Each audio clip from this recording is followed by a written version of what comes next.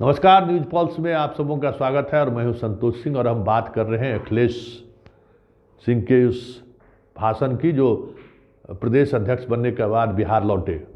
क्या कहा उन्होंने, पहले सुन लीजिए, फिर हम इस पर चर्चा करते हैं।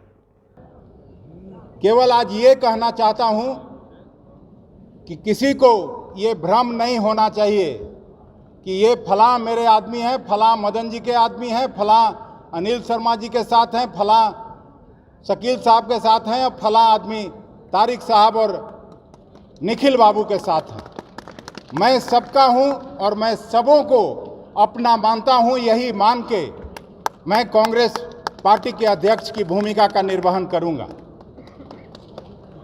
मुझे एक बात और कहनी है। आलाकमान का फैसला है गठबंधन का। मैं आलाकमान के हर फैसले का स्वागत और सम्मान करूंगा और यहां भी मैं चाहूंगा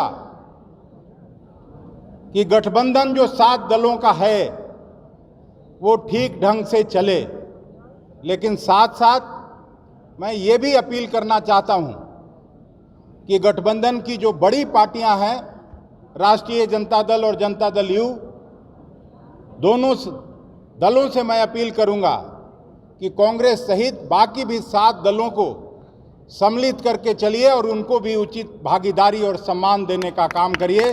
तभी हम भारतीय जनता पार्टी को परास्त कर सकते हैं।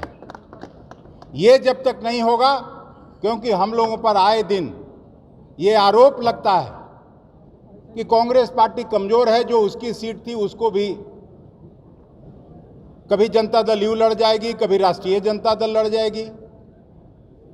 तो इस पर भी ध्यान देने की जरूरत है। आप लोग अगर बड़े भाई की भूमिका में हैं, आप ज़्यादा ताकतवर हैं, तो छोटे भाई को भी आपको उचित भागीदारी देनी चाहिए। बहुत बड़ी बात कही है कि युवा और अनुभवी नेतृत्व हमारे पास है और उसके सहारे हम बिहार को भी फिर से मजबूत कर सकते हैं। लेकिन बड़ा सवाल है, जिस गुटबाजी की ये बात कर रहे हैं उसके नायक तो कभी यही रहे हैं। वो भी दौर याद कीजिए जब अशोक चौधरी प्रदेश अध्यक्ष हुआ करता था, तो यही अखिलेश सिंह की खेमाबंदी इस कदर से अशोक चौधरी को घेरना शुरू किया। आखिरकार अशोक चौधरी पार्टी छोड़कर जदयू में शामिल हो गए। ऐसे कई पार्टी के कार्यकर्ता और नेता रहे जिस दौर में अखिलेश ने कांग्रेस के अंदर गुटबाजी की शुरुआत की। तो गुटबाजी की शुरुआत करने वाले कोई नई बात नहीं है, कोई नई बात नहीं है कांग्रेस के अंदर, लेकिन इस दौर में अखिलेश उसके नायक रहे हैं। इसलिए गुटबाजी खत्म करने का जो आह्वान उन्होंने किया है, इसकी उनको भनक है कि प्रदेश कांग्रेस में जिस तरीके से गुटबाजी है, मदन मोहन झा भले ही कांग्रेस को अध्यक्ष के रूप में बड़े कार्यकाल के बीच वो जान फूंकने में कामयाब नहीं रहे, लेकिन गुटबाजी से पार्टी को जरूर बचा कर रखा।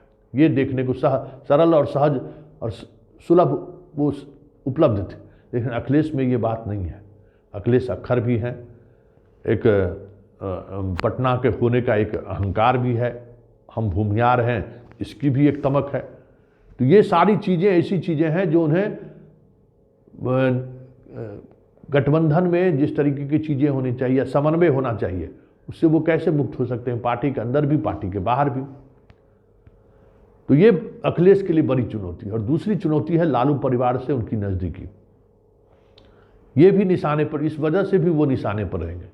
जब कभी कांग्रेस और आरजेडी के बीच सीटों को तालमेल को लेकर बैठक होगी और कुछ भी ऐसा लगेगा कि कांग्रेस के जनाधार वाली सीटों पर पार्टी से समझौता कर रही है, तो निशाने पर अखिलेश होंगे। तो अब देखना यह है कि केंद्र के इस फैसला का बिहार कांग्रेस पर कितना प्रभाव पड़ता है। लेकिन इतना तय है कि अखिलेश को अपने घर में ही सबसे ज़्यादा चुनौती है, क्योंकि जिस भूमियार समाज से वो आते हैं वो भूमियार समाज ही कांग्रेस के साथ नहीं है। देखिए आगे आगे होता है क्या, लेकिन इतना तय है कि अखिलेश के लिए ये कांटों का ताज है।